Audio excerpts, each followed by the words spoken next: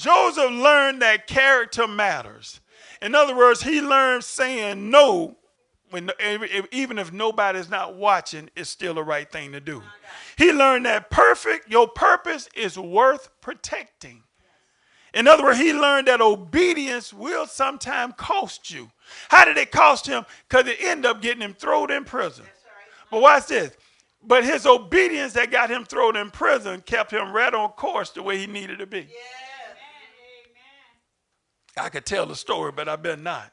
In other words, Proverbs 10:9 says, he that walketh uprightly walketh surety. What that means? A person that has integrity has nothing to hide. Lord have mercy. I wish I was in a hole in this church.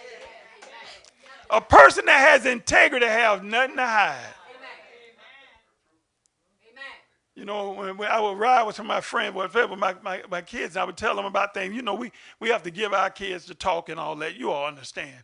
But I would tell them if I got pulled over, all they can do is write me a ticket. That's it. Come on now. You can search it if you want to. Yes. But all I'm going to get is a ticket. Because I know who I am. Yes. Watch this. But I also know what I let in there too. Yes. I also know who I let ride with me. Yes, right. Now you get what I'm trying to say? Yes. I don't entertain anything that can cause me harm in that way with my family. You get what I'm trying to say? When God give me that unction, hey, Doc, hey, well, I can help you get somewhere, but you can't ride with me. Because you don't have integrity, I have to keep my integrity. Make sense, anybody? In other words, what you saying, Plas? Your gift may open the door, but your integrity will keep you in the room. Some people, you've been in some rooms, but all of a sudden you have been asked to leave. I'm saying a lot more than you're hearing. But God wanted to make sure, he made sure Joseph's integrity was intact. Remember, he was gone at 17. At 30, he becomes governor. But between that time, God's doing something in him because God knows where he wants to place him. He knows what his future entails. He knows what he's going to use him for. But you've got to be willing to let God use you. I put something on the book the other day. I say many people want to be used by God. But very few will allow God to use them. See, for God to use you, there's a criteria. God just don't use anything.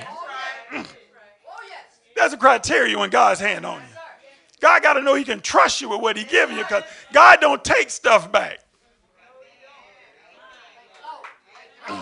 And what he's doing, he's running Joseph through the school of training.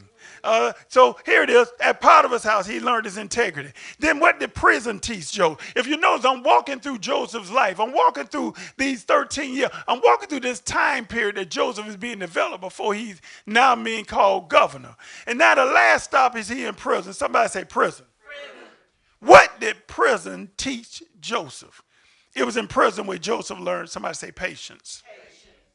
Prisons taught Joseph things that success could never teach him. Lord, I said something. Prison taught Joseph things that success could never teach him. See, sometimes you just want to be successful, but how you go about it it determines your level of integrity. Because many people who are successful, when you hear the backstory, when you hear the true Hollywood story, oh, they had to violate their integrity principles to get to where they were. But with God, you never have to violate your integrity principles to get where he wants you to be. As a matter of fact, those are things that get you where he wants you to be. In other words, prison taught Joseph that, this right here, it taught Joseph how to serve while suffering. Oh, I just said something.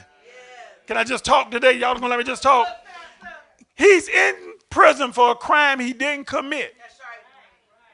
But while serving, he's still over other guards, over other people in the prison. But he's serving the Lord even while he's suffering, going through for himself. Lord, please. Sometimes that's what we always say, y'all, pray for your pastor, pray for your people. You don't know what attacks that they're going through or we're going through. And we still serving while suffering. In other words, what else did prison teach him? He learned how to wait on God's timing. In other words, he that shall come will come and will not tarry. It was teaching him that wait on God, because God is concerned about me. God done told me this is not my final destination. This is just a pass through, but it's only when God says it's time for me to come, it's going to be time for me to come. Then the next thing he learned is he learned how to encourage other people while he was dealing with his own pain. See, one of the saddest things is when you go to somebody and you tell them how you hurting. And then they say, you hurting? Shoot, I didn't come to you to tell me about your stuff. I came to be encouraged. And that's how you know that person was not the person God sent you to. Because the person God sent you is going to say, don't worry about it. God's got you. It's going to get better. I'm telling you, I know what the doctor said, but I'm finna believe with you. God finna turn it around. God finna make it. That boy coming home, that girl coming home, it's going to happen right. Oh, you might as well shout now, because God, I feel it for you. I feel it for you. And they may be going through the same thing. That's encouraging me in God. The other thing is letting me know that, hey, just prepare for it. Come back, Platts. What are you saying? In other words, Psalm 40 and 31 says this: but they that wait on the Lord, he shall renew their strength. Y'all know it says he'll mount up with wings like eagles. You're going to run and not be weary. In other words, but here's the key. They that wait on sometimes you got to wait on the Lord. There's a song that says, I don't mind waiting. I don't mind waiting. I don't mind waiting on the Lord. Why? Because even though I'm waiting, I'm not losing time. I'm still gaining because I'm waiting on the Lord. In other words, what I said, while going through the process, Joseph learned his purpose. In other words, and the furthermore you trust God and you begin to walk through this process, God is revealing to you. He was showing Joseph the dream, but he couldn't catch it till the end when he saw it come to fruition. Some of you, God is showing you the why.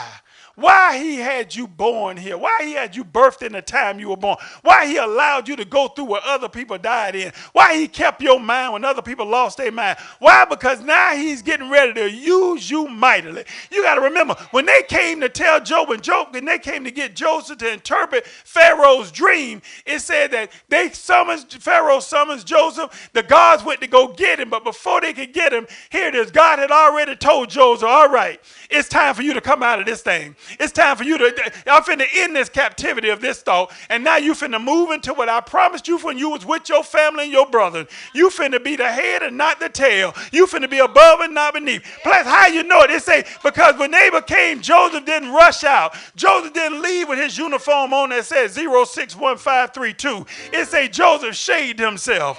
Joseph put his gaiters on. Joseph put on a nice suit. In other words, Joseph knew that I'm leaving here and I'm never coming back here. Joseph went going to Pharaoh. He didn't go looking like a prisoner. He went looking like God's man. He went looking like, I'm the one you've been sending for. He went looking like the governor. He didn't go looking like a prisoner. He walked in there looking like, I'm your next governor. And when God told Pharaoh, he said, you the one. He said, well, I can't find nobody better than you to do this.